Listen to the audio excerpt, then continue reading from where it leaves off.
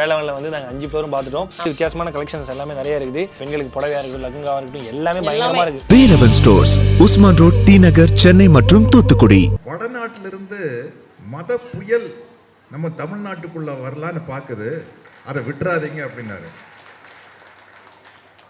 அதை நாங்க விட மாட்டோம். நாங்க இல்ல, நாம விட மாட்டோம். ஏன்னா தமிழ்நாட்டில் இருக்கிற மக்களுக்கெல்லாம் தெரியும், வடநாட்டுக்காரங்களுக்கு தான் அது மத புயல், இங்க இருக்கிறவங்களுக்கு அது மட புயல். கொஞ்சம் கவிதையா பேசணும்ல, அது வடநாட்டை சேர்ந்தவங்க தான் மத புயல், இங்க வந்து அது மட புயல். ஏன்னா இங்க எல்லா மதத்தை சேர்ந்தவங்களும் அவ்வளவு ஒத்துமையா அன்பையா பழகிட்டு இருக்கிறோம். மதத்தை சாராத என்னை போன்றவர்களும், எந்த மதத்தையும் சாராத என்னை போன்றவர்களும், தோழர் அருள்மொழி அவர்களும் வந்து நாங்க எல்லாருமே ஒண்ணு மண்ணாதான் பழகிட்டு இருக்கிறோம். அப்புறம் இங்க வந்து எப்படி மதத்தை வச்சு அரசியல் பண்ணவே முடியாது. அதனாலதான் சொல்றேன், அது மத புயல் அல்ல, மட புயல். அவ்வளவு ஃப்ரெண்ட்லியா இருக்கிறாங்க. நாங்க எல்லா மதத்தை சேர்ந்தவங்களும் அவ்வளவு ஒற்றுமையா இருக்கீங்களா, இது எப்படி பண்ண முடியும்? இந்த நீதி கட்சியினுடைய நீச்சிதான் அப்படின்னு தோழர் அருள்மொழி சொன்னாங்க. பள்ளிக்கூடத்தை குலக்கல்வி திட்டத்தை கொண்டு வந்து ராஜாஜி அவர்கள் மூடினாங்க. அப்போ மூடுறதுக்கு முன்னாடி பள்ளி யாரு திறந்தாங்க அப்படின்னு அருமையா சொன்னாங்க, நீதி கட்சி திறந்து வைத்த பள்ளி அது. நீட்டுக்கு முன்னாடியே அவங்க ஒரு பெரிய கேட் அந்த காலத்தில் போட்டிருக்காங்க. அது எனக்கு சரியா தவறான்னு தெரியல, தோழர் அவர்கள் சொல்லணும். நீதி கட்சி ஆட்சிக்கு வர்றதுக்கு முன்னாடி, இது பாருங்க எவ்வளவு காமெடியான விஷயம். உண்மையா இருந்தா மெடிக்கல் காலேஜில் சேர்றதுக்கு சான்ஸ்கிரிட் தெரிஞ்சிருக்கணும் இல்லையா? இதை விட ஒரு சூப்பர் காமெடி யாருமே பண்ண முடியாதுங்க. மெடிக்கல் காலேஜுக்கு சமஸ்கிருதத்துக்கு என்ன சம்பந்தம்? சமஸ்கிருதம் தெரிஞ்சிருந்தா தான் மெடிக்கல் காலேஜில் சேர முடியும்னு ஒரு திட்டம் வச்சா தான் நம்ம பிள்ளைங்கள்லாம் சேர முடியாது. இப்போ அதே திட்டத்தை நீட் அப்படின்னு கொண்டு வராங்க பாருங்க. அதாவது நம்மளை படிக்க விடக்கூடாதுன்னு கங்கணம் கண்டிக்கிட்டு எதையோ பண்றாங்க, ஆனால் நம்ம படிச்சுக்கிட்டே இருக்கிறோம். இன்னைக்கு எல்லா பெரிய பெரிய இடத்துல வந்து தாழ்த்தப்பட்ட பிற்படுத்தப்பட்ட சமூக சேர்ந்தவங்க பெரிய அளவில் வந்துட்டாங்க. அதுதான் இந்த திராவிட மாடல் ஆட்சியினுடைய மிகப்பெரிய சாதனை.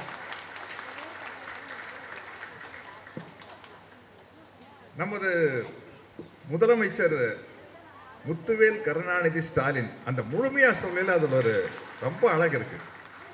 இது விவரம் இல்லாத சில பேர், என்ன நீங்க தமிழ் தமிழ்னு பேசுறீங்க, ஸ்டாலின் பேர் வச்சிருக்கீங்க, இங்கிலீஷில் பேர் வச்சிருக்கீங்க.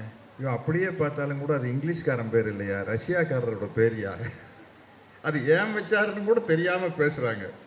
ஸ்டாலின் அவர்கள் பிறந்த பொழுது அப்போதான் வந்து பொது உடைமை சித்தாந்தம் வந்து உலகம் முழுவதும் கார்ல் மார்க்ஸ் அவர்களால் கொண்டு வரப்பட்ட மூலதனம் என்ற ஒரு தத்துவத்தின் மூலமாக உலக தொழிலாளர்களை ஒன்றுபடுங்கள் என்று கூறியதன் மூலமாக ஒரு மிகப்பெரிய புரட்சியும் கிளர்ச்சியும் ஏற்பட்டு, ஒரு பொருளாதார சிந்தனையை பொறுத்த வரைக்கும் எல்லாருமே, தலைவர் கலைஞர் உட்பட ஐயா பெரியாரும் கூட பொருளாதாரத்தை பொறுத்த வரைக்குங்க என்னோட கொள்கை கம்யூனிஸ்ட் தானுங்க. ஆனா ஏழை பணக்கார வித்தியாசம் முதல்ல ஒழியணுமா, இல்லை இந்த ஜாதி மத பிரச்சனை ஒழியணுமானா நான் முதல்ல ஜாதி தான் ஒழியணும்னு சொல்லணுங்க. ஏன்னா சரியான வாய்ப்பு கிடைச்சா ஒரு ஏழை பணக்காரன் ஆயிடலாங்க. ஆனால் என்னதான் வாய்ப்பு கிடைச்சாலும் ஒரு தாழ்த்தப்பட்ட ஜாதியில பிறந்தவோ உயர்ந்த ஜாதியான இடத்துக்கு வரவே முடியாதுங்க அப்படின்னு பெரியார் சொன்னார். அதுதான் இந்த அனைத்து ஜாதியும் அர்க்கேர் ஆகலாம் அப்படிங்கிற பிரச்சனை இன்னைக்கு நடந்துகிட்டு இருக்கிறது. அதுதான். அப்ப எல்லோருடைய பார்வையுமே அந்த ஒரு உயரிய தத்துவத்தை நோக்கி இருந்தது. மனிதநேயத்தின் உச்சம் மார்க்சியம்னு சொல்ல. அப்போ ஒரு குழந்தை பிறந்தது கலைஞருக்கு, 2வது பையன். அந்த நேரத்தில் ரஷ்யாவில் மிகப்பெரிய புரட்சி ஆரம்பிச்சு வந்து லெனின் வந்து, அதுக்கப்புறம் ஸ்டாலின் அவர்கள், அங்கே ரஷ்யாவில் இருக்கிற ஸ்டாலின் வந்ததுனால அவருடைய நினைவை போற்றும் விதமாக ஸ்டாலின் அப்படின்னு இவருக்கு பேர் வச்சார். எப்படி நம்ம வந்து சாக்ரட்டிஸ்னு பேர் வைக்கிறோம், லெனின் சினிமாவில் இருக்கிறாரா எடிட்டர் லெனின் இருக்காரு, ஒரு பத்திரிகை ஆசிரியர் லெனின் இருக்காரு.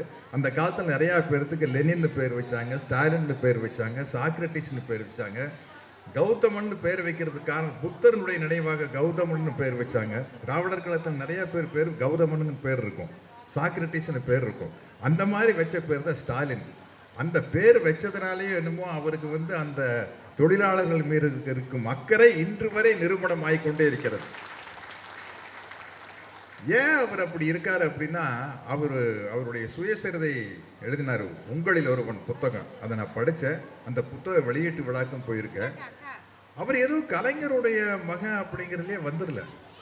அவர் 13 வயசுல இறங்கி சைக்கிள்ல திராவிட முன்னேற்ற கழக கொடியை கட்டிக்கிட்டு தெரு தெருவா போய் ஒரு மிகப்பெரிய ஒரு மாநாடு நடத்தி தான் அரசியலுக்கு தகுதியானவன் அப்படிங்கிற தன்னுடைய அப்பா கிட்டேயே நிரூபிச்சு, கலைஞர்கிட்டயே நிரூபிச்சு, அதுக்கப்புறம் லைசன்ஸ் வாங்கி வந்தவர். அதனால அவர் அல்ப சொல்பமா ஒண்ணுமே செஞ்சிட முடியாது. அப்படி ஒரு சுறுசுறுப்பு சொந்தமான ஒரு முதலமைச்சர் நம்மளுடைய ஸ்டாலின் அவர்கள். தம்பி விஜய் அவர்கள் பேசும்போது சொன்னாங்க, எனக்கு கவிஞர் வாலி அவர்களுக்கும் பாக்யராஜ் சாருக்கும் ஒரு ஒத்துமை இருக்குது.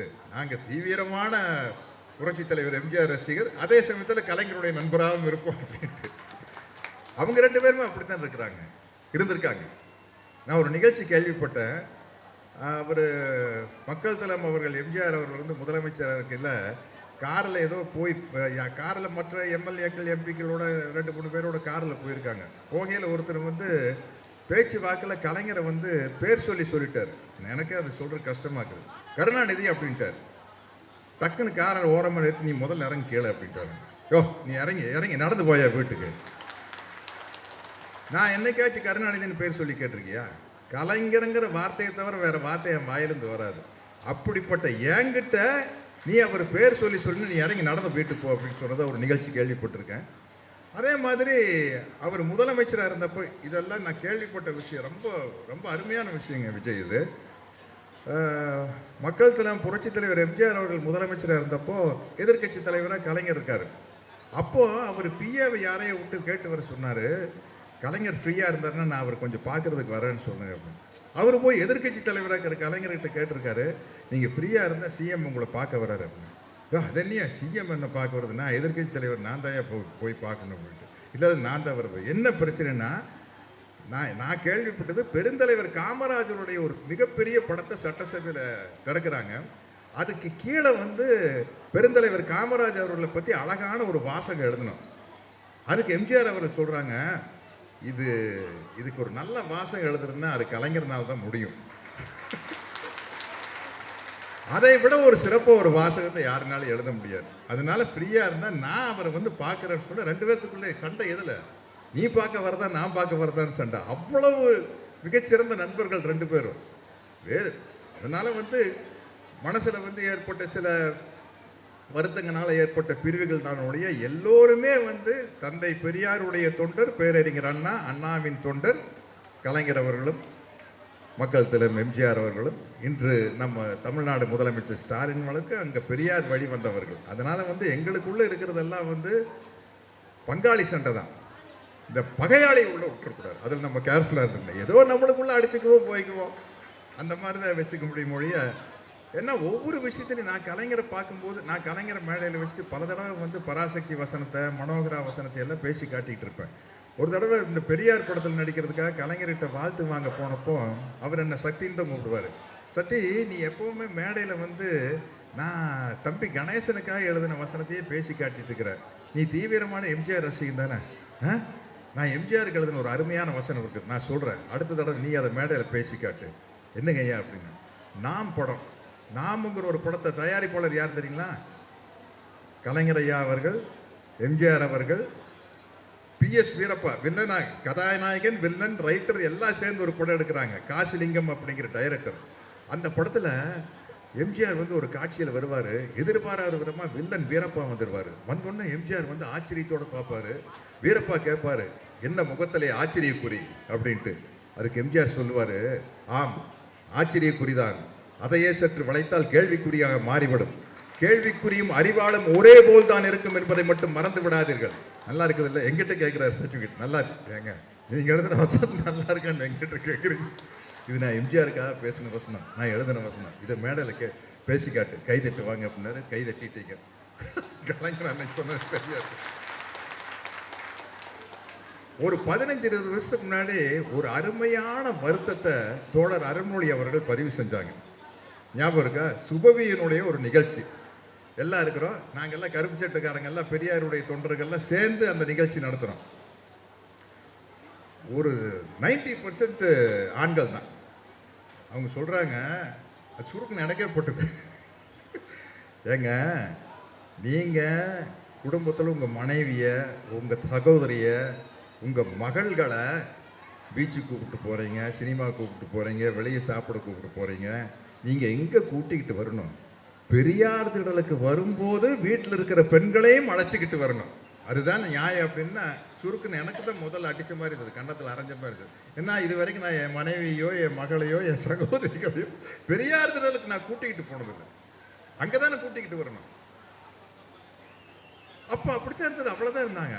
ஆனால் இன்னைக்கு தோழர் அருள்மொழி அவர்களின் உள்ளம் குளிரும் விதமாக, அவங்க பெருமைப்படுற விதமாக நம்ம தம்பி சேகர் பாபு அவர்கள் நடத்தும் இந்த நிகழ்ச்சியில் திராவிட மாடல் ஆட்சியை சிறப்பாக நடத்தி கொண்டிருக்கும் அண்ணன், என்னை விட ஒரு வயசு பெரியவர், நம்ம முதலமைச்சர். 71, நான் 70, நீங்கள் 60. நீங்கள் ரொம்ப சின்ன தம்பி. நீங்கள் சின்ன தம்பி, நான் பெரிய தம்பி. நடத்துறதுன்னா இன்னைக்கு சரிசமமா பெண்கள் உட்கார்ந்து இருக்கிறது வந்து ரொம்ப மகிழ்ச்சியா இருக்குது. ஏன்னா ஒரு கொள்கையும் சித்தாந்தமும் பெண்கள் கிட்ட போய் ஆழமா பதியணும். அதுதான் ரொம்ப முக்கியம். அதைத்தான் தோழர் அருள்மொழி அவர்கள் வந்து ஒரு வகுப்பெடுக்கிற மாதிரி எடுக்கிறாங்க பாருங்க.